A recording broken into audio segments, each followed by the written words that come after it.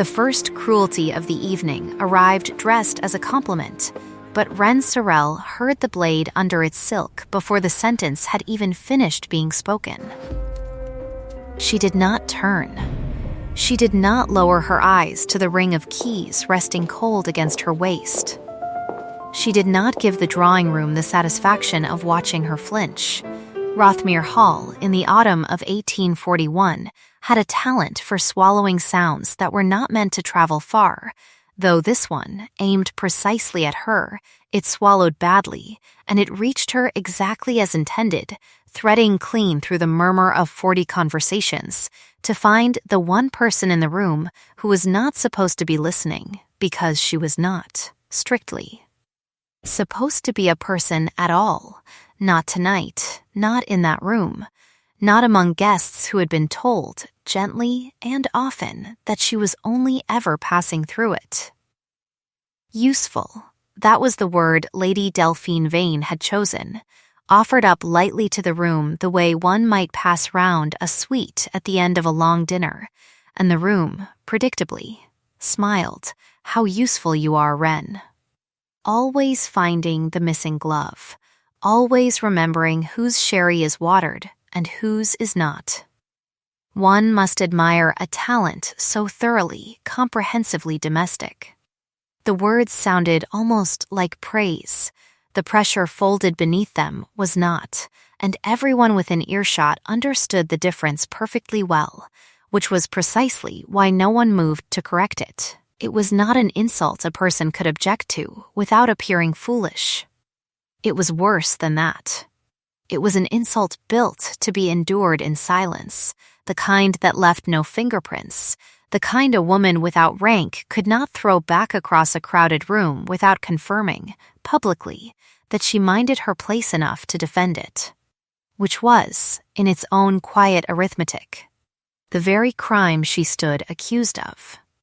Ren's hand found the ring of household keys at her hip without her telling it to, an old reflex, and beneath the cool weight of Rothmere's brass and iron, her fingers brushed the small worn thing that hung there always, tucked behind the grander keys, like a secret kept in plain sight, a plain tin key, no longer than her thumb, its edges gone soft and silver pale from 30 years of hands, threaded on a ribbon so frayed it had been reknotted more times than she could count.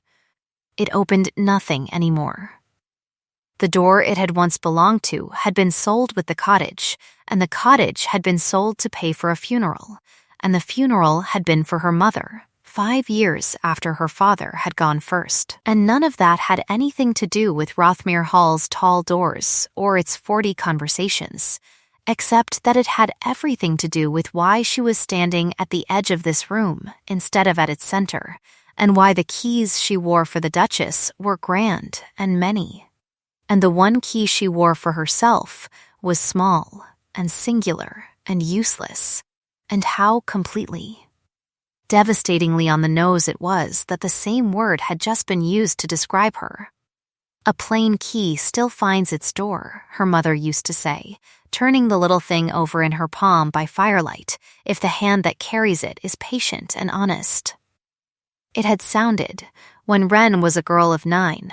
like something warm and certain. It had come to feel, at 23, standing at the edge of a drawing room where her worth was being priced aloud and found reasonable but small, like a promise that had not yet been kept and might never be. She did not say any of this. She said nothing at all, which was, after 11 years in this house, the thing she had grown most expert at. No one saw the candle 2 feet from Lady Prowse's trailing sleeve, guttering low and beginning to lean, its flame reaching for the muslin the way a hungry thing reaches, without meaning any particular harm.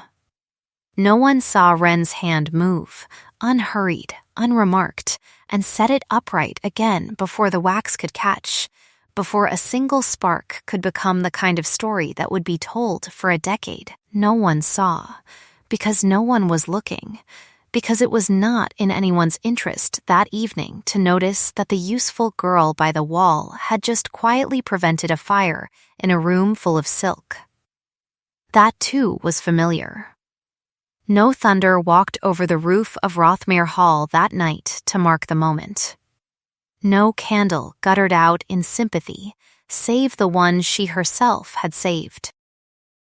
The musicians, after the smallest possible pause to draw breath, simply began again, and the room turned its many faces back toward its own reflection, and the evening continued exactly as though nothing at all had been decided, though something had. It was not the first time she had been called useful in that house, and she understood, with the flat, unsentimental clarity of long practice, that it would not be the last. She had come to Rothmere Hall at 12 years old, delivered by a solicitor in a black coat too warm for the season, her father's steward's ledgers under one arm and her mother's tin key under the other, an orphan with excellent penmanship and no expectations. The old Duchess, Eleanor Vane, dowager now these 11 years, but sovereign of the house long before that, had taken one look at the child's carefully mended gloves, the neat stitching where a hem had been let down twice to keep pace with growing, and had said to no one in particular that a girl who mended her own gloves that well could certainly be taught to keep a household ledger better than half the men who charged for the privilege. It had not been kindness exactly, though it had worn kindness's coat. It had been a shrewd woman recognizing a useful tool and reaching for it, and Wren, even at 12, had understood the distinction, filing it away with the same patient attention she gave to everything else that would later prove necessary. For 11 years, she had kept the household of Rothmere the way her mother had once kept a much smaller one, with the same stubborn, unglamorous devotion to detail that no one in a silk gown ever thought to admire. The linens rotated before they thinned, the wine cellar inventoried before the steward could pretend ignorance of its shrinking. The servants' wages paid on the day promised, rather than the week convenient, the small domestic griefs of a large house noticed and tended before they became large domestic disasters. The Duchess had given her, over the years, first a single pantry key, then the still room, then the linen presses, until the ring at Wren's waist had grown heavy with the accumulated trust of a decade. Brass and iron and small-worn brass again, each one a door somewhere in that enormous house that opened more readily for her than for anyone else living in it, including, on occasion, the Duke himself. It was not nothing to hold every door in a house that owned you nothing in return. It was, in fact, everything, and also, socially, precisely nothing at all. Because the title that ought to have accompanied that ring of keys, the plain, honest word housekeeper, with its plain, honest wage attached, belonged instead to her aunt. Honoria Sorrel had arrived at Rothmere 2 years after Wren, a widowed cousin of Wren's late father with a talent for arriving exactly when a use for her could be found, and the old Duchess, tender toward the idea of keeping family together even when the family in question had done little to deserve tenderness, had given Honoria the housekeeper's title, the housekeeper's rooms, and the housekeeper's modest salary on the understanding, never spoken, but perfectly well understood by every person under that roof, that Honoria would supervise, and Wren would labor. Honoria supervised by complaining of her nerves. She called Wren her dear girl in front of company, and her ungrateful shadow in private, in the same soft, aggrieved voice each time, as though both were equally true and equally her own to say. "It is not as though I ask so very much of you," she would murmur, pressing a hand to her brow while Wren balanced the week's accounts by candlelight after the rest of the house had gone to sleep, "and after everything I have done, taking you in when you had no one, giving you a name to shelter under." Wren had long since stopped pointing out that the name in question was also, technically, her own, inherited rather than lent, or that the sheltering had thus far cost her aunt nothing beyond the occasional performance of long-suffering patience for an audience of servants who knew better and said nothing, because saying nothing was the only wage a person without standing could reliably collect. She told herself most nights that she would speak plainly to someone, anyone, before the year was out. She had been telling herself this for years. Tonight, she thought, watching Delphine's practiced laugh ripple outward through the drawing room like a stone thrown into still water, tonight she would at the very least allow herself to imagine the sentence she was not going to say. She did not say it. She never did.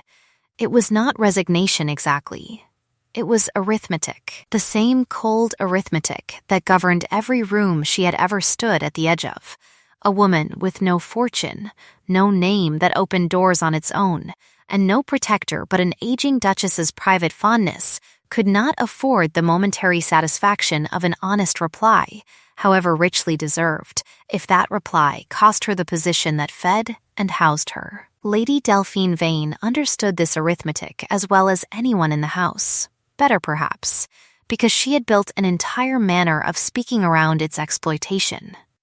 She was, by any fair accounting, lovely in the specific gleaming way that money makes lovely look effortless, dark-haired and quick-eyed, orphaned young herself, and raised at Rothmere as family rather than as favor, which was the whole of the difference between her circumstance and Wren's, a difference of birth rather than of merit that both women understood perfectly, and neither had had any hand in choosing. She had been groomed, gently and then less gently as the years passed, and the Duke remained stubbornly unmarried, toward the single ambition every relative in the house seemed to share for her, that she would become, in time, the next Duchess of Rothmere, and that Rothmere Hall itself, its keys, its ledgers, its endless small competencies, would then belong to her by right rather than by borrowed labor. It was not cruelty in Delphine that made her aim her barbs at Wren so precisely. It was closer to instinct, the instinct of a woman guarding a territory she had been promised but had not yet been given, sharpening her claws on the one creature in the house who might, by sheer demonstrated competence, make the promise look poorly kept. Beside her, that evening, stood the other reliable architect of Wren's small public humiliations, Mrs. Agatha Prowse, widow of the old Duke's younger brother, a woman who had appointed herself the household's moral weather vane, and who delivered her cruelties with the particular relish of someone certain she was performing a public service. "Is everything quite all right, Miss Sorrel?" she said now, turning with theatrical concern as though she had only just noticed Wren standing there at all, though she had, in fact, engineered the entire exchange to end precisely at Wren's feet. There have been such stories lately, of girls in service forgetting their place, growing ideas above their situation. One does worry. It was not a question. The room heard that it was not a question, and several faces turned, mildly delighted, toward Wren to see what she would do with it. What Wren did was smile, small and level, and say that she was very well, thank you, and that she hoped Mrs. Prowse's own nerves had recovered from the journey down from town, since travel was so very trying this time of year, and everyone knew Mrs. Prowse's nerves required a great deal of watching. It was, on its surface, a solicitous reply. Beneath the surface it relocated, with surgical neatness, the entire conversation's fragile nervous invalid from an imagined servant girl with ideas above her station to the very real and well-documented hypochondria of the woman who had raised the subject. And three of the nearer guests understood this immediately and had to convert their laughter at the last possible moment into a cough. It was not universal laughter. It was enough. Mrs. Prowse's mouth thinned, and she opened it again to say something further, and did not get the chance, because the room, all at once, without any single person announcing it, changed its temperature. Conversation nearest the doorway thinned to nothing. A woman halfway through a story about her son's regiment let the sentence die unfinished. Somewhere behind Wren, a footman who had been refilling glasses went suddenly, carefully still, the decanter poised and forgotten in his hand. She did not need to turn to know why, because she had felt this particular hush fall over this particular room perhaps 100 times in 11 years, and it had exactly one cause. The Duke of Rothmere had come down. He did not announce himself. He never did. He simply arrived at the edge of a gathering the way weather arrives, a change in pressure before it is a change in sight, and the room adjusted itself around him the way water adjusts itself around a stone dropped into a still pond, ripples of straightened posture moving outward from the doorway, until even the musicians, without any signal Wren could identify, found a slightly more careful tempo. Julian Vane was not, by any conventional measure, an easy man to read, which was, she suspected, precisely the point of him.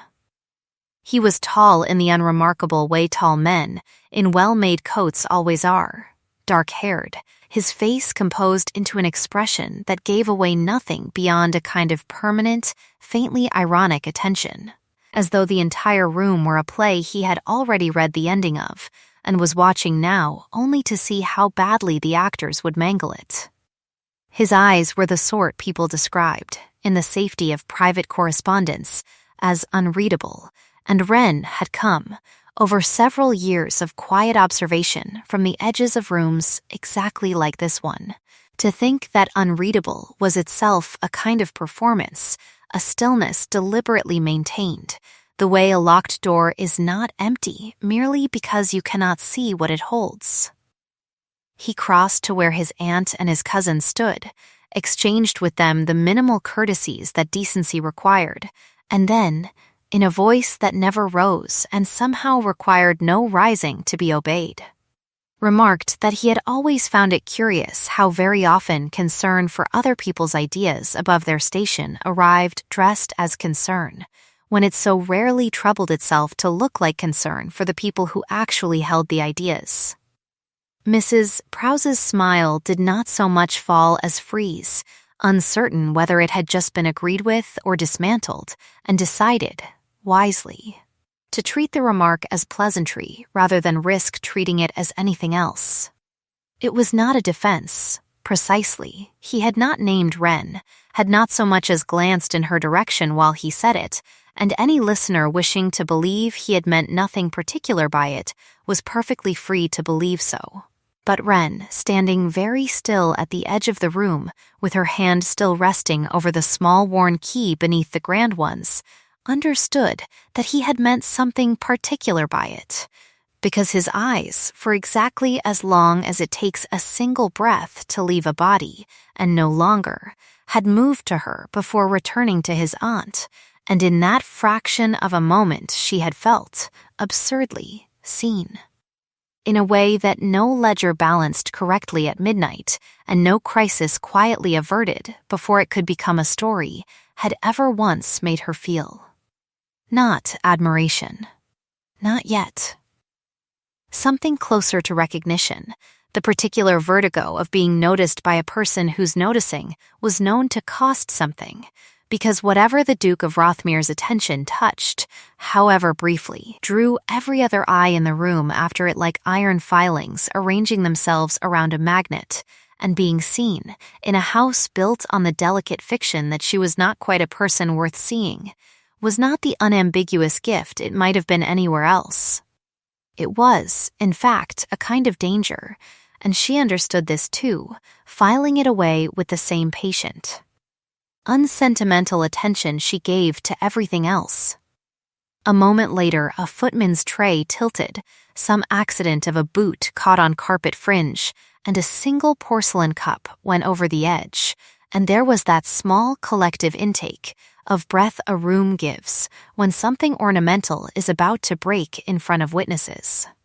And Wren's hand was already moving before her mind had finished deciding to move it, catching the cup an inch above the floor and setting it upright on the tray as though it had never left it. And when she looked up, unthinking, to see whether anyone had noticed, she found that the Duke had,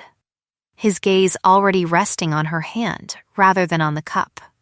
And it stayed there a half-second longer than the accident required before he turned, without comment, back to whatever his aunt was saying. No one else in the room had marked it at all. The orchestra did not pause. The candles did not gutter. The evening simply continued its long, indifferent progress toward midnight, as though a small, unwitnessed thing had not just quietly become the first thread of a much larger pattern. And Wren, walking the length of the gallery an hour later, with the household ledger under her arm and every door in the house humming faintly against her hip, told herself that it meant nothing. The way she had told herself 100 other small things meant nothing, and did not entirely believe it.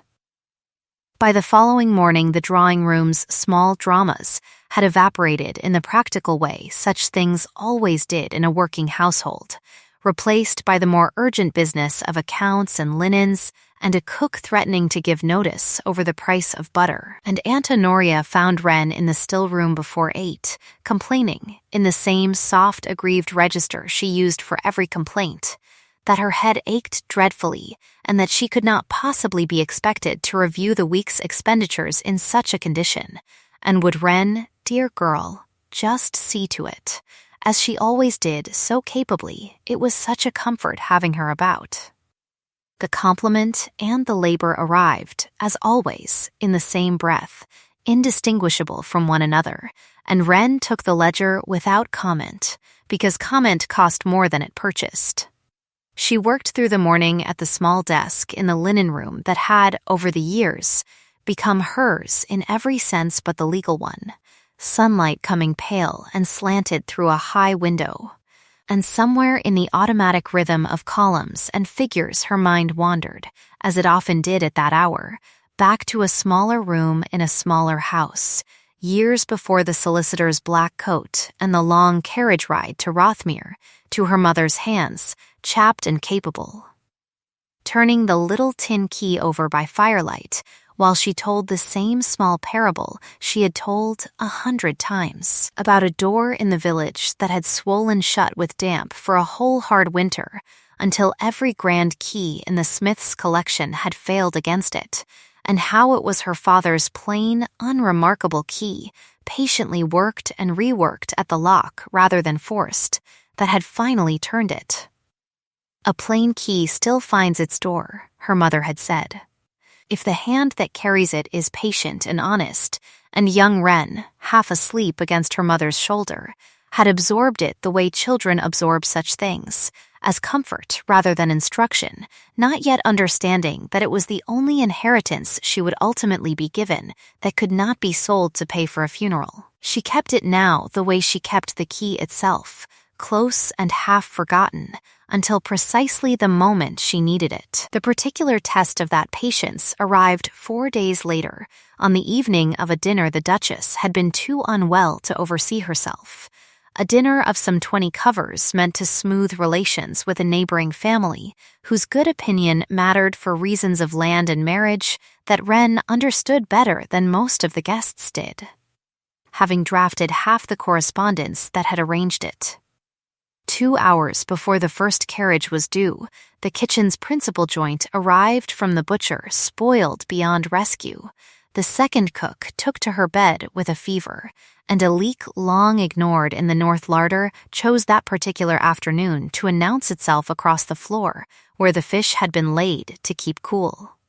It was Wren who reorganized the menu within the hour, sending a boy running for what could be had fresh from the home farm. Wren who moved the fish to the stillroom's cold shelf and set 2 maids to mopping before the water could reach the flour store. Wren who calmed a hysterical undercook with nothing more than a level voice and a clear list of instructions. And Wren who, By the time the first carriage wheels sounded on the gravel, had transformed near catastrophe into a dinner indistinguishable, to any guest arriving that evening, from one that had been planned for a month. It was not perfect. It was not easy. It was, entirely, the sort of quiet, impossible competence that no one in a silk gown ever thought to ask after. And she did not expect thanks for it, because in 11 years she had learned not to expect what experience had never once supplied. What she had not expected, standing near the sideboard as the final course was cleared and the neighboring family's patriarch complimented the evening's smoothness to his hostess, was to hear Lady Delphine, seated at the table's head in the Duchess's absence, with the easy authority of a woman rehearsing a role she fully intended to make permanent, accept the compliment with a modest, becoming little laugh and say that she had always found that a house ran best when someone simply took charge of the small crises before they became large ones, that it was, she supposed, a kind of gift, knowing instinctively how to manage a kitchen gone briefly to pieces. She did not once look toward the sideboard. She did not need to. The room had already, by the ordinary gravity of rank, assumed that competence in that dining room belonged to the woman seated at its head, and no one at that table, sampling fish that had been saved from ruin by hands they had never troubled to notice, thought to ask whose hands they had been. It was not an accusation. It was not even, strictly, a lie, since Delphine had, after all, told two maids where to set the extra chairs. It was simply the quiet, total erasure of an entire afternoon's labor, absorbed into another woman's reputation as easily as rain absorbed into dry ground, and Wren, standing very straight with an empty serving dish in her hands, felt the specific small death of it settle somewhere beneath her ribs and did not let it reach her face. There was no scene. No plate shattered against the floor in protest, no voice was raised, no chair scraped back in fury. She did not weep, then or later, though she might have been forgiven for it. She simply set the dish down, refilled a glass that did not need refilling, and continued about the room's business as though she had heard nothing at all worth remarking, because that, too, was the arithmetic, and she had long since done the sum. Across the table, seated near his aunt with the particular stillness he brought to every gathering, the Duke had gone briefly, almost imperceptibly quiet, his gaze resting on his cousin a moment longer than the compliment required before moving, once, to the sideboard, to the straight-backed young woman refilling a glass with hands that did not shake. He said nothing. It was not his place, that evening, to correct a guest's compliment to his cousin at his own table, and he did not attempt it, and Wren, catching the flicker of his glance before it withdrew again into its habitual unreadability, understood that this, too, was a kind of restraint, the sort that cost something to maintain, and revealed itself only in the smallest failure to look away quite quickly. Enough. The candles in the dining room did not gutter in sympathy. The neighboring family's patriarch, well-fed and well-flattered, pronounced the evening a triumph and said so twice more before his carriage arrived, and by the time the last guest had departed and the house had begun its long exhale into midnight quiet, the dinner had already folded itself into the ordinary, unremarked history of the house. One more evening that had gone well, its true authorship dissolved into nothing, the way most of her authorship dissolved, without ceremony, without argument, without anyone required to notice that anything at all had been taken. It was 3 nights later that the Duke sought her out directly for the first time in longer than she could readily recall, finding her in the small estate office off the library where she kept the household books, a lamp burning low over columns of figures long after the rest of the house had retired. He did not knock so much as arrive in the doorway the way he arrived everywhere, and she looked up to find him regarding her with that same faint, ironic stillness, and he asked, without preamble, whether it was her habit to keep such hours, And she answered, without looking away from the ledger, that it was her habit to finish what wanted finishing, and that the hour it required was not, in her experience, a matter open to much negotiation. He considered this with the particular dry attention he seemed to reserve for answers that did not flatter him, and observed that his mother had always said the same thing, in nearly the same words, and that he had once thought it merely a housekeeper's habit of speech before he had come to understand it as something closer to a philosophy.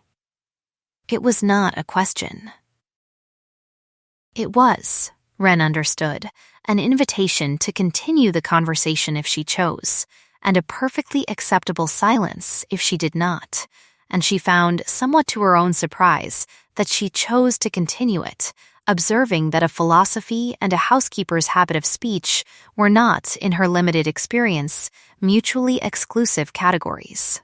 and that most philosophies she had encountered were considerably less useful than a well-kept ledger. Something in his expression shifted at the word useful, some minute alteration too small to be called a smile, and he said that he had heard that particular word used a great deal in reference to her, and had begun to wonder whether anyone in the house had troubled to ask what she thought of being so described. No one had, in 11 years, asked her that question, and she did not answer it now. Not because she lacked an answer, but because the answer she possessed was not one she trusted herself to speak aloud, without it costing her more than the moment could afford, and so she said only that a thing being useful did not preclude it from being other things as well, and that she had found it generally unwise to correct people's vocabulary when their meaning, however narrow, at least kept her employed. It was, on its surface, a modest, even self-deprecating reply. Beneath the surface, it was a rebuke dressed as agreement, and the Duke of Rothmere, who had spent a lifetime being agreed with by people who did not mean it, recognized the distinction immediately, and for the first time in the several years she had watched him from the edges of rooms. Something that might almost have been called warmth passed briefly over his face before the customary stillness reclaimed it. He did not stay long after that. He wished her good night, observed dryly that she ought not ruin her eyes over another man's accounts at such an hour, and withdrew, and Wren sat a long while after he had gone with her pen unmoving over the ledger, aware of a small, unfamiliar disturbance in her chest that she did not yet have a name for, and was not at all certain she wished to find one. It was not admiration. It was not, she told herself firmly, anything at all worth remarking upon, and she returned to her columns of figures with the same patient, unsentimental attention she gave to everything else, though the numbers, for once, took considerably longer to balance than they ought to have. The pattern, once begun, did not announce itself as a pattern. It arrived instead in small increments so modest that any one of them, examined alone, might have meant nothing. He began, in the weeks that followed, to seek her out specifically for matters that might easily have been handled through his steward. A question about a tenant's roof, a query about the household accounts that any clerk could have answered, and each time the conversation lingered a moment longer than the business required, each time some dry exchange passed between them that left her, afterward, replaying its precise wording with an attention she did not care to examine too closely. He was not effusive. He was, if anything, more sparing with her than with anyone else in the house, his voice never rising, his stillness never quite broken. But she began to notice, the way one notices weather changing before it is announced by any single cloud, that his eyes found her across rooms with a frequency that could not entirely be explained by household business, and that when Delphine or Mrs. Prowse aimed their small, barbed compliments in her direction now, he had taken to intervening with a dry remark of his own, never naming her directly, never making of it a scene, but drawing the room's attention just enough sideways that the barb lost its target before it could land cleanly. It made her. She understood perfectly well. More visible than she had ever been in 11 years of careful invisibility and visibility in a house where her worth had always depended on being small enough to overlook, was not without its cost. Delphine's compliments grew, in proportion to the Duke's small interventions, subtly sharper, though never sharp enough to be called anything but wit, and Mrs. Prowse took to watching Wren across rooms with an expression of polite, deniable suspicion, as though cataloging evidence for a case she had not yet decided how to bring. It was Cecily Marlowe, Delphine's visiting friend from town, a sharp-eyed, warm-voiced young woman with none of Delphine's polish and twice her honesty, who said aloud one afternoon in the rose garden what no one else in the house had yet dared to name. She found Wren cutting late blooms for the hall table and remarked, without any preamble at all, that she had never in her life seen a duke cross a room 3 times in one evening to ask a woman's opinion on architecture, unless he had rather more on his mind than architecture. And that Wren need not trouble herself to look so thoroughly scandalized, since scandal required at least one party to have done something, and thus far the only crime committed by either of them was noticing each other, which last time she had checked was not yet illegal even for dukes. Wren told her, with as much composure as she could summon, that she had not the faintest idea what Miss Marlowe meant, and Cecily laughed, not unkindly, and said that she was quite certain Wren knew exactly what she meant, and that she would say nothing further on the subject except this, that a woman who had spent 11 years making herself small enough not to be a problem to anyone might do well to consider what she wanted to be. Now that someone had finally noticed she was not one. She left before Wren could construct any reply at all, which Wren suspected had been entirely the point, and she stood alone among the last roses of the season, with the shears still in her hand and the Duchess's household keys cold at her hip and her mother's small worn key beneath them, and did not have an answer. Not yet, though she found, turning the question over as she carried the flowers back toward the hall, that she was no longer entirely certain she wanted the easy answer she had given for 11 years, the one that began and ended with "I have no idea what you mean." She carried that uncertainty with her through the rest of the season, the way she carried the keys themselves, a weight she had grown so accustomed to that she scarcely noticed its pull until some ordinary motion reminded her it was there.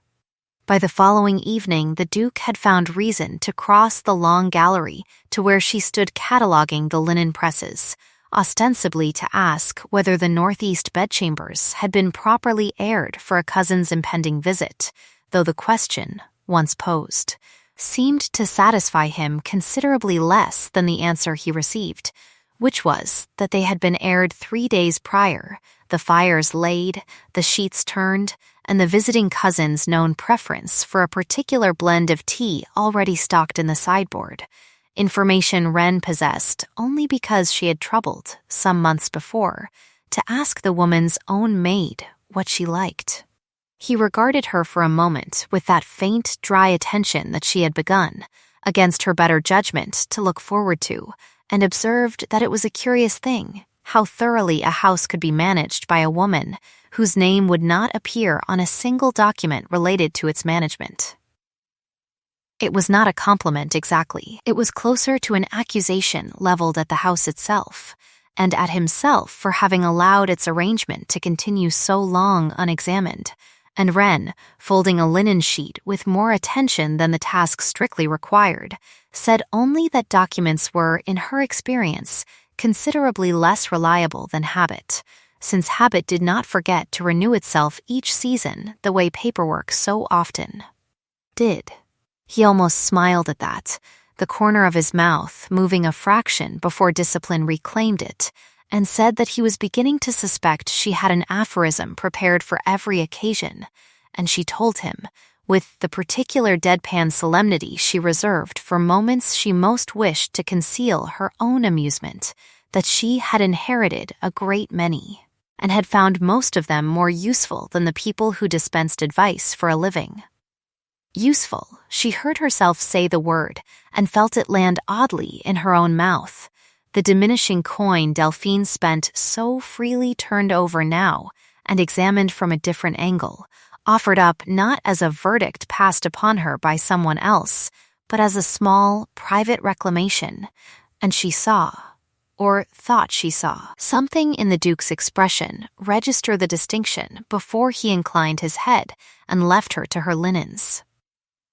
It was not admiration, not yet. Whatever it was gathering slowly between them across these small, unremarkable exchanges conducted in doorways and galleries, with household business as their thin and increasingly transparent pretext. It was closer to the sensation of a door long swollen shut with damp beginning, at last to yield a fraction beneath patient and persistent pressure, though neither of them had yet named what lay on the other side of it, and Wren was not at all certain either of them intended to.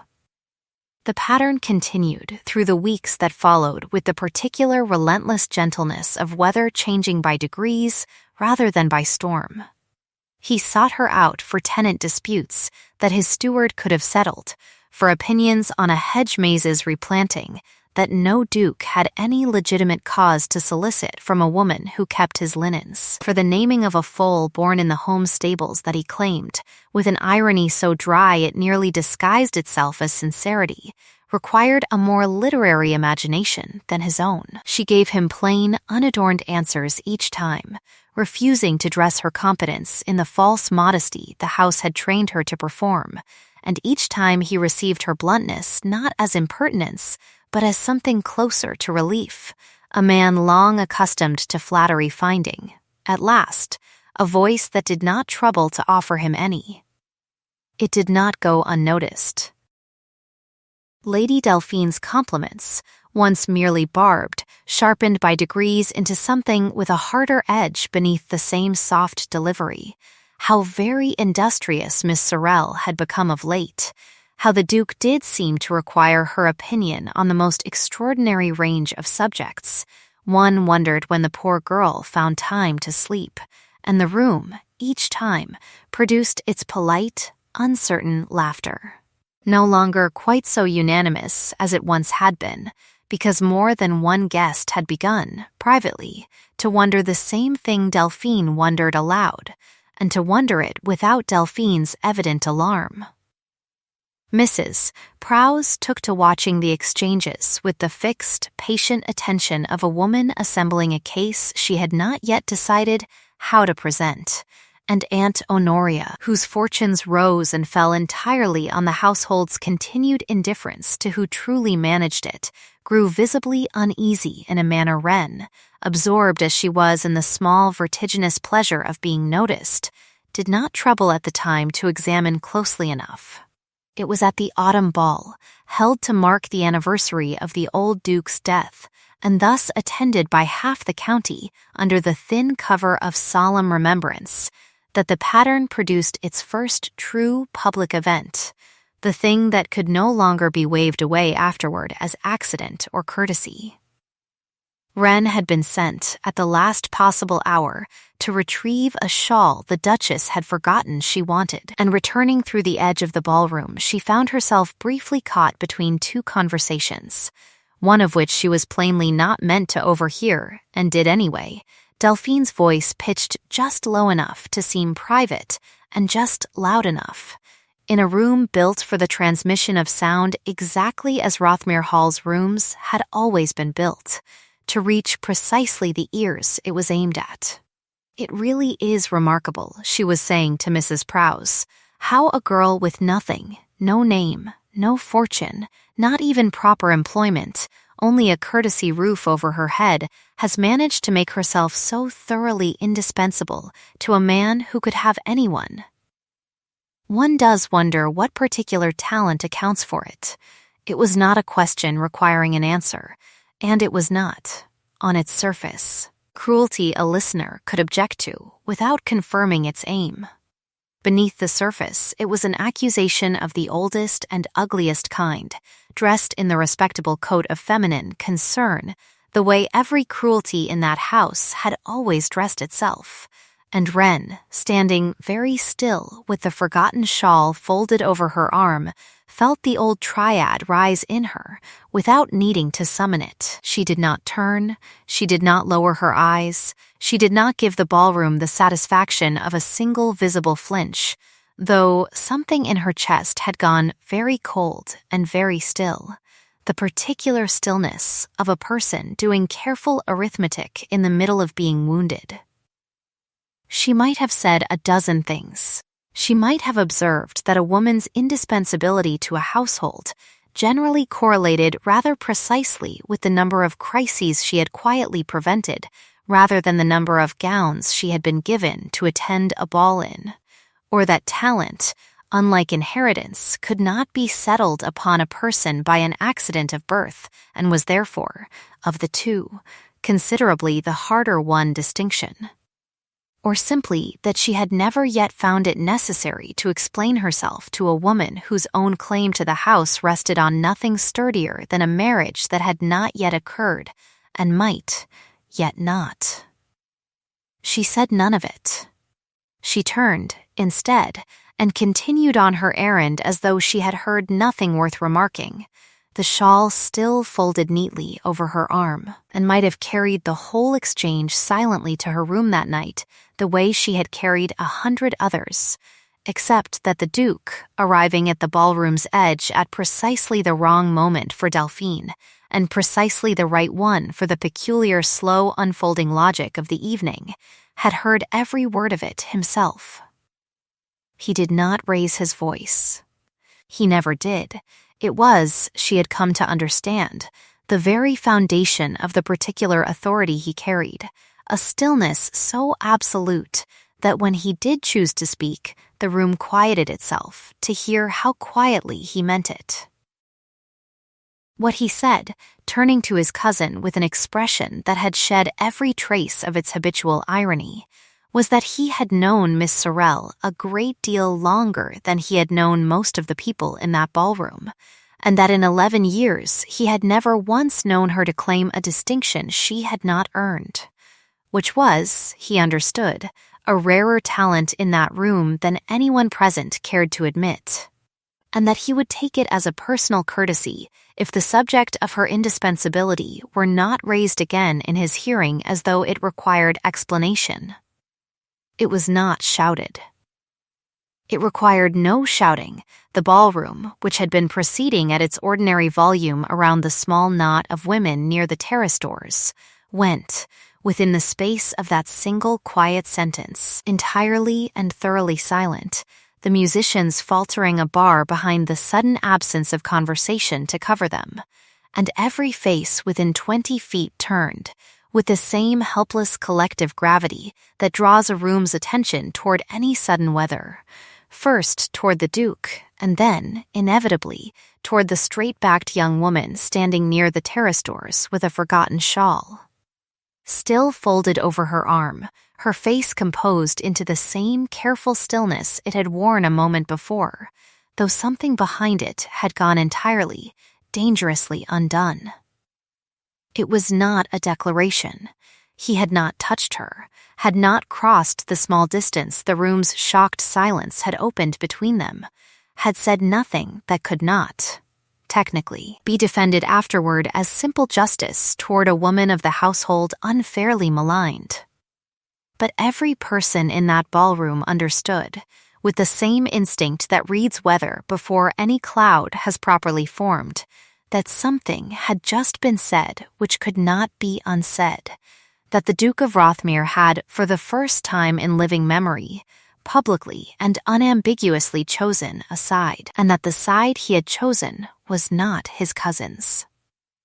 Delphine's face, for one unguarded instant, showed something that was not composure at all, before training reasserted itself and she murmured that she had meant nothing by it, of course, nothing at all, and turned the subject with practiced ease toward the excellence of the evening's music,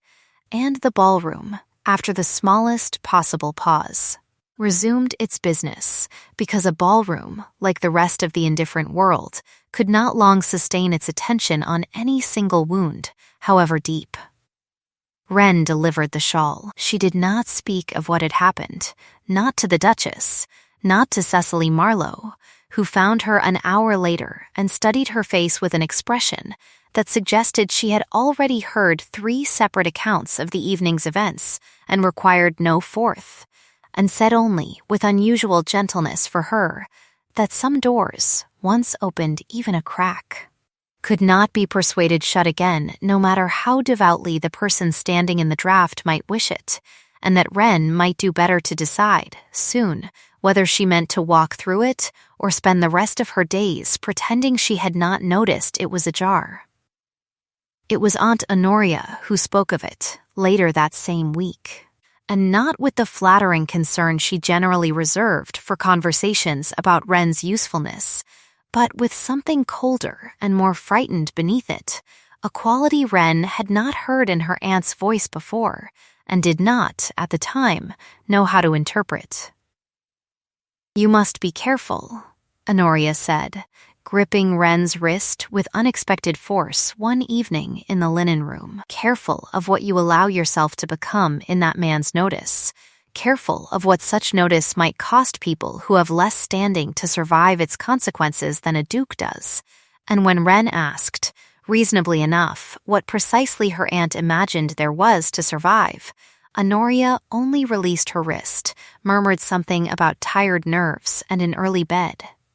and left the room with a haste that Wren, absorbed still in her own small, private turmoil over a single quiet sentence spoken in a silenced ballroom, did not trouble to examine as closely as she would later wish she had. It was not, she would come to understand, an idle warning. It was the first visible crack in a wall her aunt had spent years quietly building and quietly maintaining, and it preceded, by less than a fortnight, the arrival of the letter that would very nearly cost Wren everything the ballroom silence had briefly, dangerously given her. The letter came on an ordinary Tuesday, delivered among the estate's other correspondence, on a silver tray a footman carried into the library, where the Duke sat over his own Morning Post, and there was nothing in its plain, unmarked cover to distinguish it from any other piece of business requiring his attention, except that the hand addressing it had been disguised. The letters formed with the particular labored evenness of someone attempting not to be recognized, and the Duke, who had learned in 11 years of managing a large estate to distrust precisely that kind of careful anonymity, opened it with the flat, unhurried attention of a man expecting nothing worse than a tenant's complaint, and found instead an accusation that emptied, by degrees, every trace of color from his face as he read it. The letter claimed, in the terse, self-righteously regretful language such letters always affected, that the writer felt it their painful duty to inform His Grace that considerable sums had been diverted over recent months from the household accounts, that inquiry would reveal the discrepancy plainly enough to any auditor who troubled to look, and that the hand responsible for the alteration of the relevant ledger pages belonged, the writer was grieved to report, to Miss Wren Sorrel, whose intimate and unsupervised access to every book and every key in the house had evidently proved, in the end, too great a temptation for a young woman of her modest circumstances and uncertain gratitude to resist.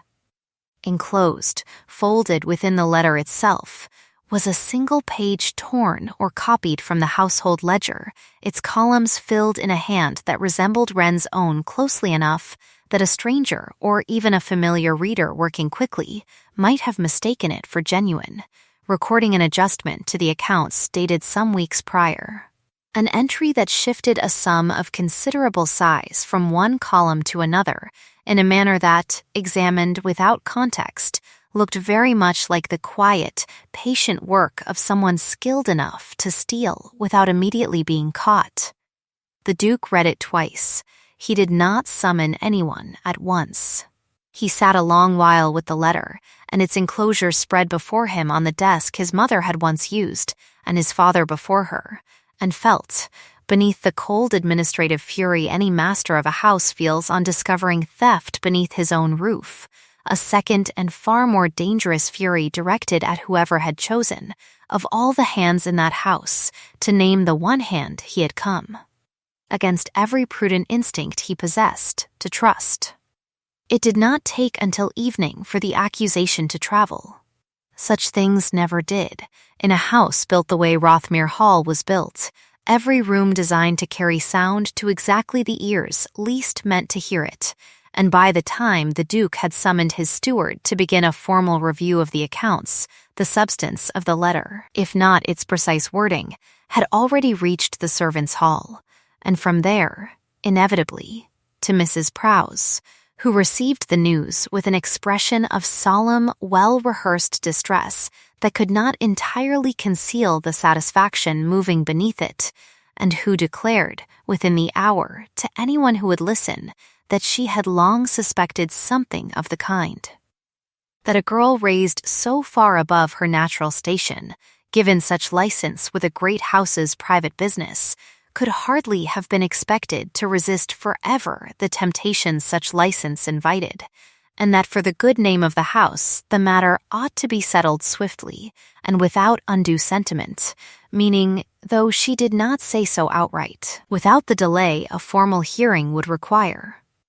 Delphine, when the news reached her, said considerably less, and Wren, catching sight of her cousin's face across the breakfast room that morning, thought she detected there something more complicated than triumph, a flicker of something that might almost have been unease, quickly smoothed away beneath the practiced composure Delphine wore the way other women wore jewelry. It was Aunt Honoria's reaction that Wren would turn over afterward in her mind more than any other, because where a woman genuinely fond of her niece might have been expected to protest the accusation's absurdity at once and without qualification, Honoria instead grew pale and voluble in the wrong proportions, insisting rather too quickly and rather too often that she was certain, quite certain. There must be some dreadful misunderstanding, while carefully avoiding, Wren noticed only in retrospect any direct assertion that the accusation itself was false. "It is not as though I have ever pretended to understand the books myself," Honoria said. Twisting her handkerchief in both hands, "I have always left such things entirely to Wren's management, entirely." And it occurred to more than one listener in the room, though no one said so aloud that morning, that a woman defending her innocence rarely began by so thoroughly documenting another person's exclusive access to the very thing in question.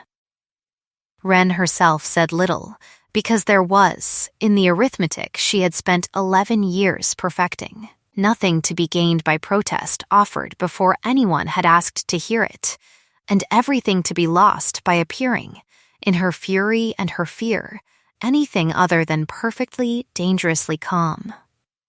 She did not turn. She did not lower her eyes. She did not give the breakfast room, thinly attended as it was that morning by people who could not stop glancing at her, the satisfaction of watching her come apart. It was not until the household had been gathered, at the Duke's own summons, in the long library that afternoon, the account books laid open upon the great table alongside the letter and its damning enclosure, that the matter was addressed directly, and it was there, in a room grown very quiet despite holding nearly a dozen people, that the Dowager Duchess arrived, carried down against her physician's clear objection, supported on one side by her maid and refusing, with the particular flat authority of a woman who had buried a husband and outlived 3 physicians, and did not intend to be told what she might and might not attend to in her own house, any assistance beyond a chair drawn close to the table. She had heard, she announced before anyone else could speak, exactly what was being said of Wren Sorel, and she wished it clearly understood, before a single ledger page was examined, that she did not believe a word of it, not because she was sentimental, which she was not, and never had been, but because she had watched that girl balance those very books by candlelight for 11 years without once finding cause to doubt her, and she was not now, at the age of 71, prepared to abandon 11 years of evidence on the strength of one anonymous letter written by a hand too cowardly to sign its own name to its accusation. It was not an argument. It was a verdict, delivered with the tart, unanswerable finality of a woman whose standing in that house had never once been questioned. And Mrs. Prowse, who had been prepared to press for Wren's immediate dismissal, found herself obliged instead to sit and watch as the Duke, at his mother's evident direction, called for the ledgers to be examined properly, page by page, against the household's other records, in the presence of witnesses enough that no one afterward could claim the process had been anything but fair. It was Wren herself, permitted at last to speak, who asked to see the forged page laid beside the book's genuine entries from the same period, and it was Wren who noticed, within moments of the comparison, the first small crack in the forgery's careful construction. The entry was dated, plainly enough, to the evening of the dinner disaster some weeks before, the night the joint had spoiled and the larder had flooded, and Wren had spent every hour between the ruined delivery and the final course managing a kitchen in open crisis before 20 guests, including a neighboring family's patriarch who had complimented the evening's smoothness twice more before his carriage departed, a fact the Duke himself, seated at that very table, could confirm without needing to consult a single record, and the footman who had run for fresh provisions from the home farm could confirm it too, and the undercook Wren had calmed with nothing more than a level voice could confirm it a third time over. And there it is, the Duke said quietly, setting the forged page down upon the table with the particular controlled precision of a man containing a much larger fury than the gesture revealed. There it is entirely. Because the hour recorded on this page, as the hour Miss Sorrel sat alone in this very room altering these accounts, is the same hour 20 guests and half this household watched her stand in a ruined kitchen, saving my dinner table from disaster, and a woman cannot occupy 2 rooms in one house at the same hour, no matter how thoroughly someone wished her to. It was not the only crack. Wren, examining the forged entry's careful, imitative hand a moment longer, found the second herself, quietly, and held it out for the Duke and his mother both to see, that the numeral 7, written 6 times across the page in a hand meant to pass for her own, had been formed each time in the plain, uncrossed English style, while every 7 in every genuine page of that ledger. A habit taught her by her own father, who had spent 2 years as a young man keeping accounts abroad and had brought the practice home with him, along with very little else of value, carried a small horizontal stroke through its stem. A habit so entirely her own, and so entirely unremarked upon by anyone in that household that whoever had forged the page had clearly copied her hand from some genuine sample without ever once troubling to watch her actually write. And there it is again, she said, quietly, and heard her own voice shake very slightly on the second there, the first crack in her own composure that anyone in that room had been permitted to witness since the letter had first arrived. The room absorbed this in the particular collective stillness of a crowd realizing, all at once, that it has very nearly permitted a grave injustice, and into that stillness Aunt Honoria, who had been growing steadily paler through the whole slow proceeding, rose abruptly from her chair, declared in a voice pitched too high for the room's hush that she found she felt suddenly and dreadfully unwell, and left before anyone could ask her to remain. A departure so precipitous and so poorly timed that more than one pair of eyes followed her from the room with an attention that had not, until that exact moment, thought to settle on her at all. The Dowager Duchess watched her go with an expression Wren could not entirely read, something between suspicion and a very old, very tired grief and said, to no one in particular,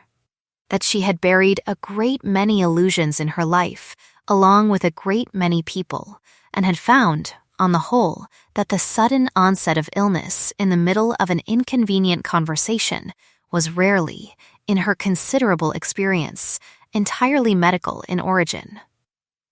She said nothing further that afternoon on the subject of who had written the letter or forged the page, though the shape of the answer had already begun to settle over the room the way weather settles before it breaks, and the Duke, formally and before witnesses, declared the accusation against Miss Sorrel unfounded, the forged evidence exposed as exactly that, and the household's true books restored to the keeping of the hand that had always, honestly and patiently, kept them.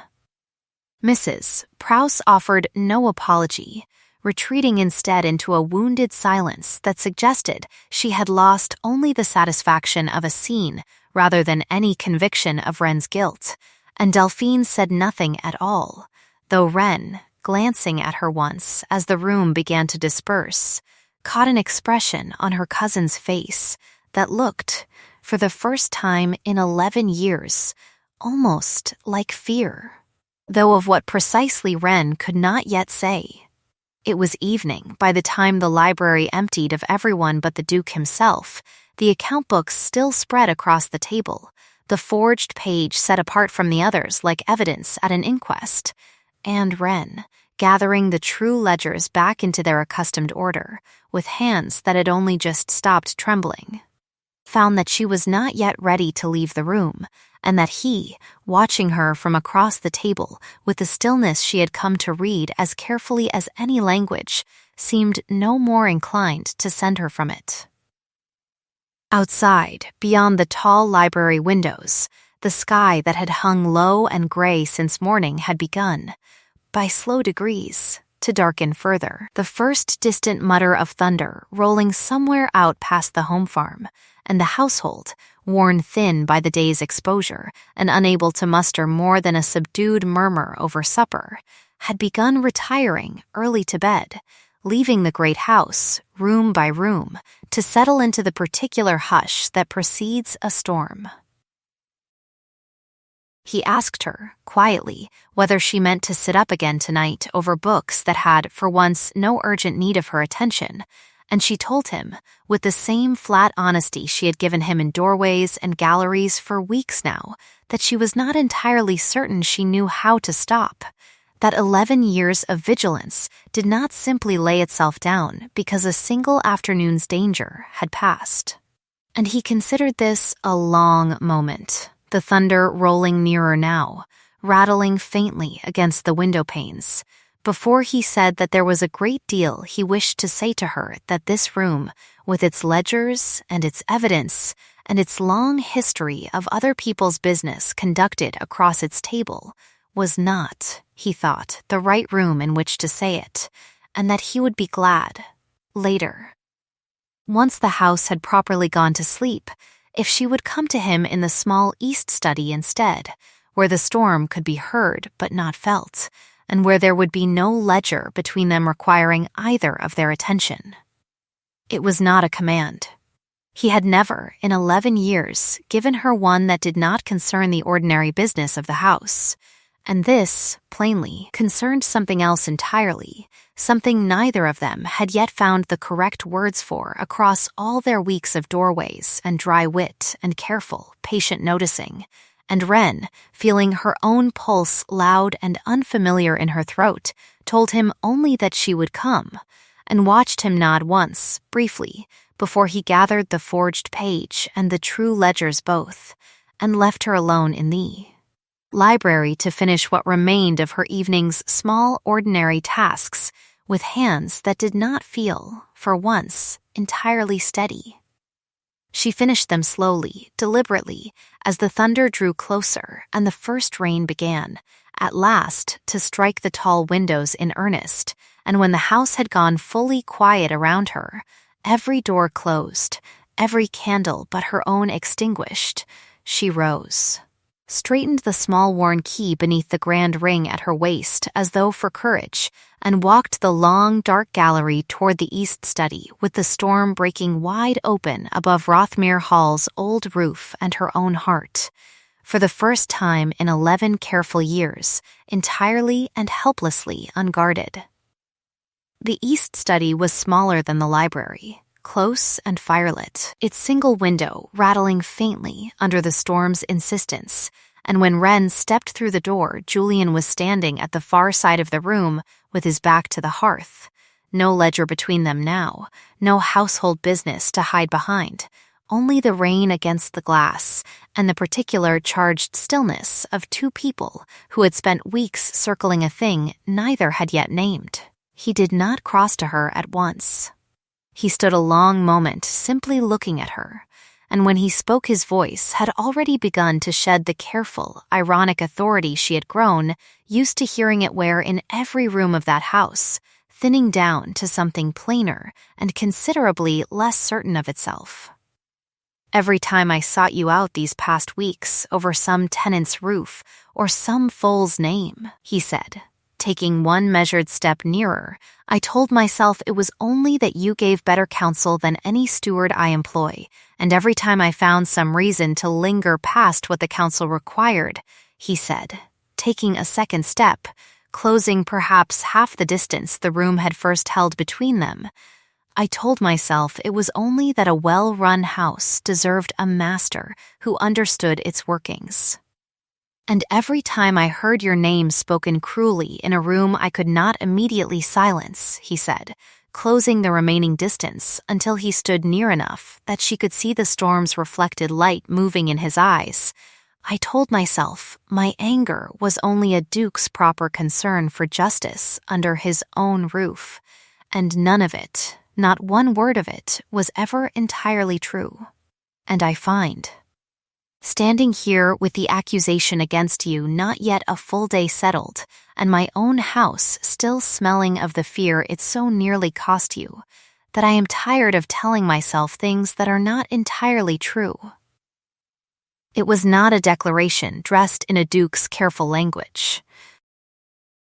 It was the plain, unguarded speech of a man who had, for the length of one storm, set down the persona 11 years of rank had built around him, and Wren, hearing it, felt the old vertigo of being truly seen rise in her chest alongside something far more dangerous, the temptation to answer it with the whole unguarded truth of her own feeling, and be done.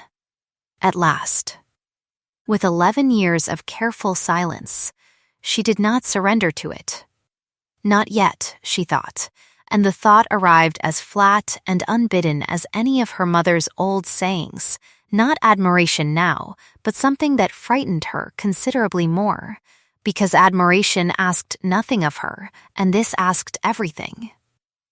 You have known me 11 years, she said, and her voice, when it came, was steadier than she had any right to expect it to be, and in 11 years I have been called useful in every room of this house, and loved, I think, in none of them. Not by anyone with the standing to say so aloud, until the very night my name was nearly ruined beside your own good name, and I do not yet know. Your Grace, whether what stands in front of me now is a man who has finally noticed a woman he has quietly valued for years, or a man frightened by how close scandal came to touching him and mistaking that fright for something warmer. It was not an accusation delivered in anger. It was delivered the way she delivered every difficult truth in that house, gently, plainly, and entirely, without apology, and she watched it land on him with visible weight, watched the muscle along his jaw tighten and release the way it did when he was containing something larger than the moment strictly required. He did not argue with her. He said only, after a long silence broken by another low roll of thunder, that he understood why she would ask it, and that he did not know how to prove the difference between the two things she had named, except by continuing to be present after the danger had passed, which he intended entirely to do, whether or not she chose to believe him tonight. It was, she thought, watching him, the most honest thing anyone in that house had ever said to her, and it was still, she told herself, not quite enough.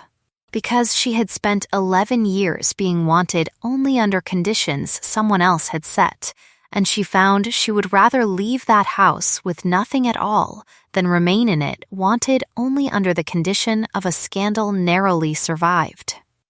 She left the study without answering him fully that night, and he let her go, which she would understand later as its own kind of answer, though she did not yet trust herself to read it correctly in the storm-lit dark of that long gallery. She did not sleep. She lay awake through the last hours of the storm, turning the whole of her situation over with the same patient, unsentimental attention she gave to a difficult column of figures, and arrived, somewhere near the gray hour before dawn, when the rain had thinned to a steady patient fall, at a decision that felt less like a choice than like a debt long overdue being finally, quietly paid. She rose before the house woke.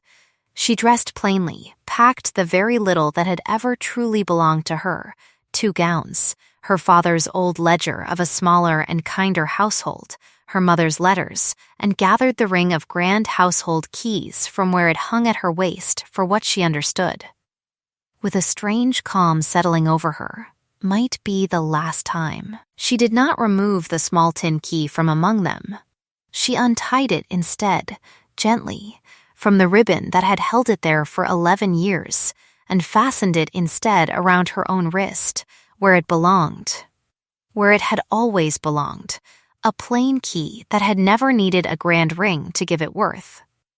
Then, she carried the household keys down through the sleeping house to the front hall and set them, without ceremony, in a neat and deliberate line upon the hall table, beneath the tall, dark window where the last of the storm's gray light was only just beginning to show, and she stood a moment looking at them, brass and iron catching what little light there was, before she turned, took up her small bag, and walked out through Rothmere Hall's great front door into the wet and quieting morning without waking a single soul to say goodbye.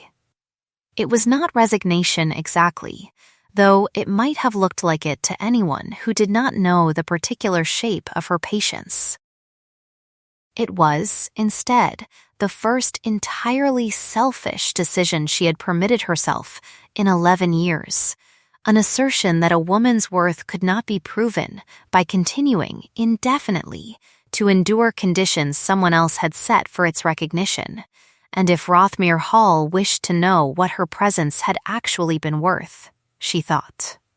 Walking the long wet drive with her mother's key cold against her wrist, then Rothmere Hall could learn it now, properly, by living for a while inside the shape of her absence. She did not get far.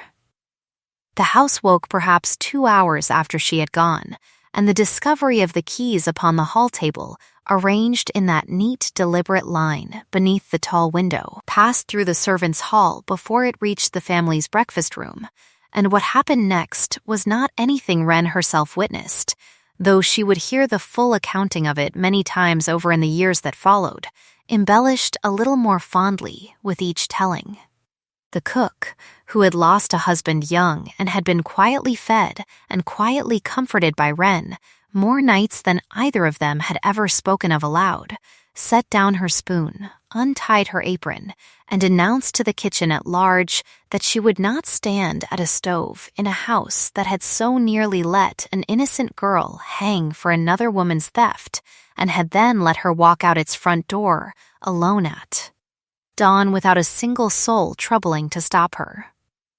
The undercook Wren had once calmed with nothing more than a level voice during a ruined dinner, packed her own small bag within the hour. 2 footmen who had watched Wren catch a falling teacup, and a swooning maid, and a dozen smaller disasters over the years without ever once receiving credit for any of it declared. With the particular blunt solidarity of men who had long ago decided where their loyalty actually lay, that they would not remain in service to a house whose ledgers had been kept honest for a decade by a woman it had never once paid what her honesty was worth. By the time the Duke came down, later than his habit, having slept badly, and risen already half sick with a fear he had not yet allowed himself to name plainly, he found not merely an empty hall table where a ring of keys should have hung, but a household in open, quiet mutiny.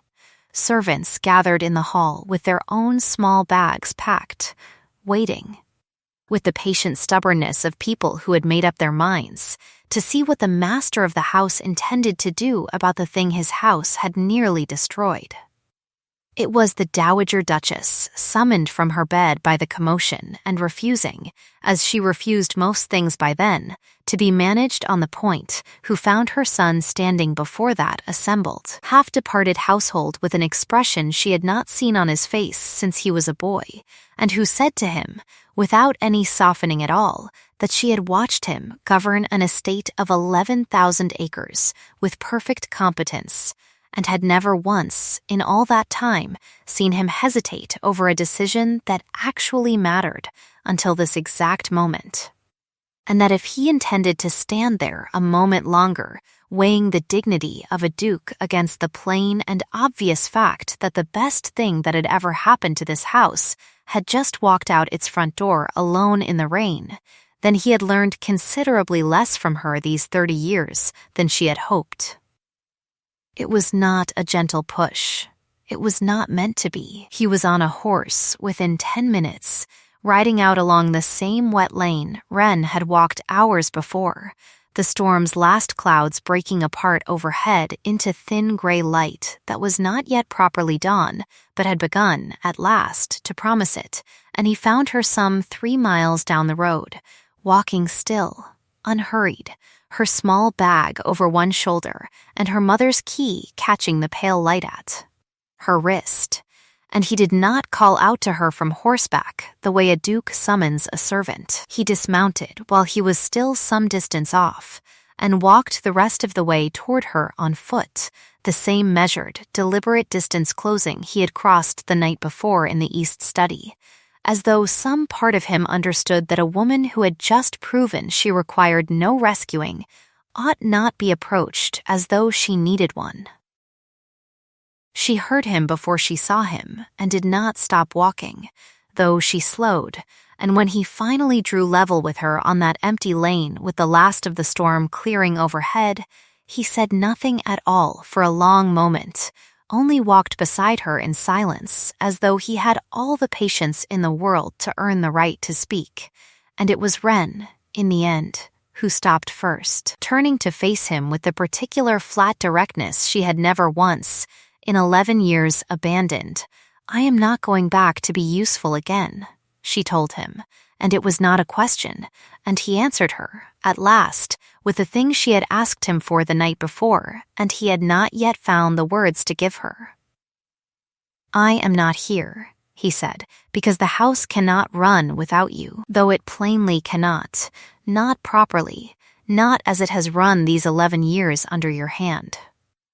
I am not here because my mother would grieve your absence bitterly, though she would, and has told me so this very morning in terms I will not soon forget. I am not here because a scandal we have only just survived requires a tidy and respectable ending, though God knows the county would prefer one. I am here," he said, and his voice, on this last, dropped the remaining trace of its habitual authority entirely, becoming simply the voice of a man standing in a wet lane at dawn with everything he actually wanted walking away from him, because I woke this morning in a house grown suddenly and unbearably silent, and understood. Standing in a hall with an empty table where your keys should have hung, that I did not want you back for anything that house requires of you.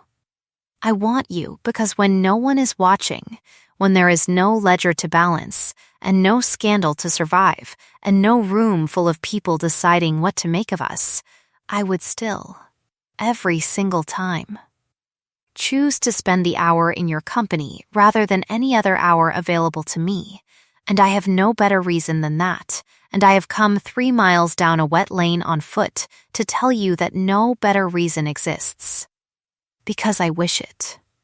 only because I wish it, and I am asking you now, with no house and no title and no household business standing between us, whether you wish it too." It was, Wren understood, standing very still in that thin gray light with her mother's small worn key catching against her wrist,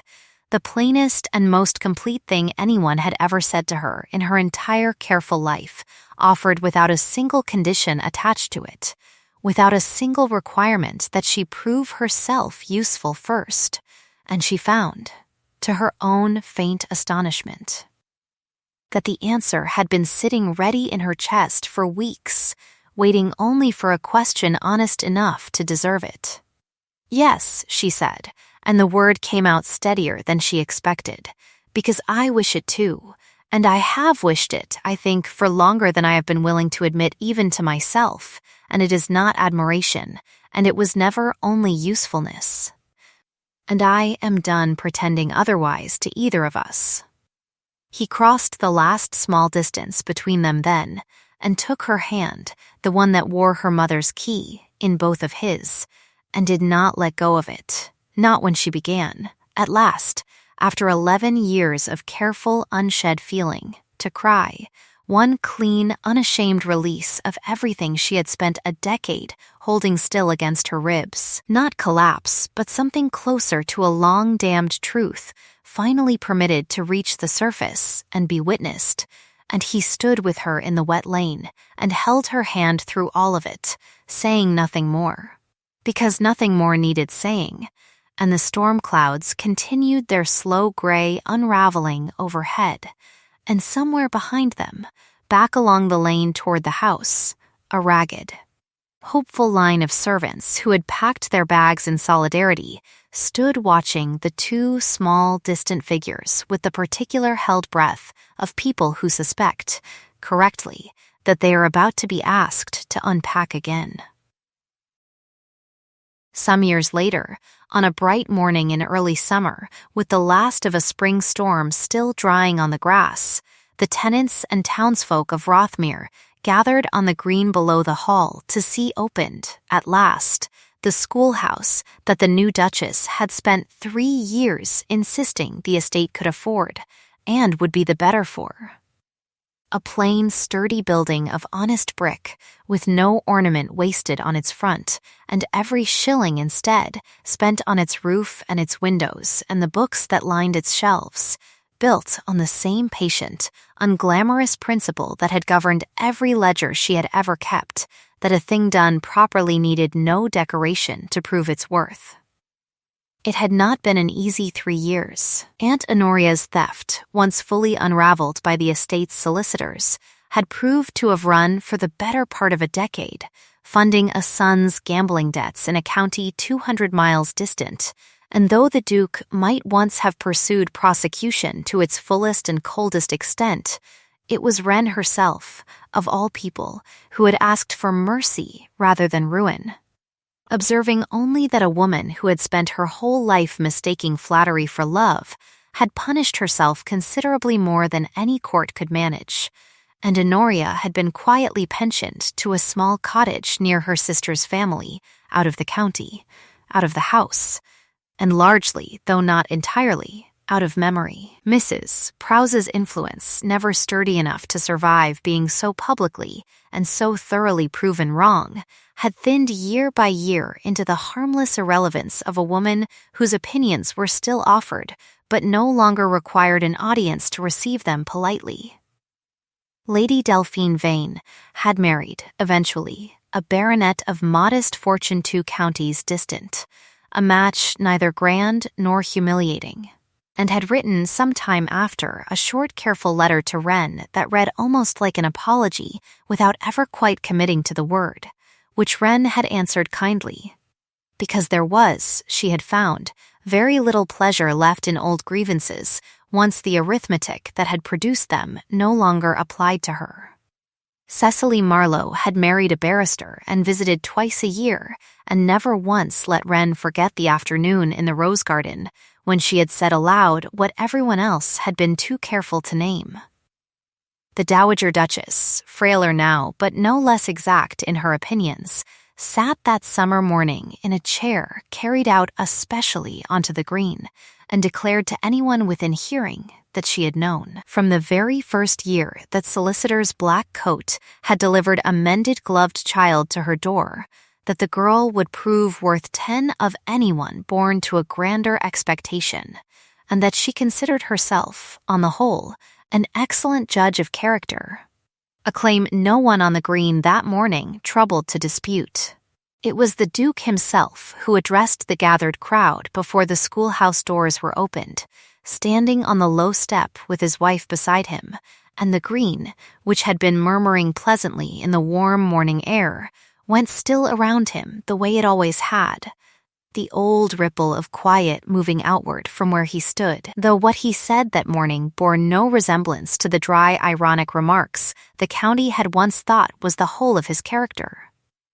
There was a time, he told them, and his voice, though it carried easily across the green, held none of its old cold authority, only a plain and open warmth that surprised even those who had known him longest, when this house believed it understood exactly what a woman's worth consisted of, and measured it, as houses like this one too often do, by name and by fortune and by the accident of birth, and called the woman standing beside me useful, as though usefulness were the whole ceiling of what she might ever be permitted to become. They were wrong. I was wrong, longer than I am proud to admit, and I have had a great deal of time since to consider what it cost this house, and very nearly cost her, before I understood it. She is not merely useful. She is patient in a way I have never once seen matched, and honest past the point where honesty is comfortable, and she has spent every single year I have known her quietly carrying the weight of people who never troubled to thank her for it, and if this schoolhouse behind me teaches nothing else to the children who fill it, I hope it teaches them that a person's worth was never once determined by the ring of keys someone hands them or withholds, but by the patient, honest hand that carries whatever key it is given. Applause rose from the green then, unforced and entirely genuine, rolling outward the way the old hush used to roll before it, and Wren, standing beside him with her mother's small worn key still fastened plainly at her wrist, where the whole county could see it now, no longer hidden beneath any grander ring, felt the old ache of 11 careful years settle, at last, into something closer to peace than she had ever believed herself entitled to expect. She was always worth believing in, she thought, watching the schoolhouse doors swing open onto rows of waiting children, though it had taken a great house, the better part of a decade, to learn to say so aloud, and she found she did not need it said aloud any longer in order to believe it herself. Which was, she understood now, the whole of what her mother's small worn key had been trying to teach her all along, that a door's worth was never in the hand that opened it grandly, but in the hand that had carried it patiently, faithfully, through every ordinary, unwitnessed hour no one had thought to notice. It was not a perfect marriage, nor an easy one. There were still cold mornings and old griefs, and the ordinary friction of two people learning, slowly, how to be honest with each other without a scandal forcing the honesty out of them. But it was, entirely and without qualification, a shared one, built by two patient hands rather than one, and that she had come to understand, standing on a green washed clean by a spring storm, with her husband's hand closing warm and unhurried around her own, and refusing, as it always did now, to let go, was more than enough. The last gray clouds broke apart entirely overhead as the schoolhouse bell rang for the first time across the green, and the morning light came down clean and gold over Rothmere, over the children filing in through the honest brick doorway, over the old house behind them with its hall table standing empty now of any keys but the ones freely given,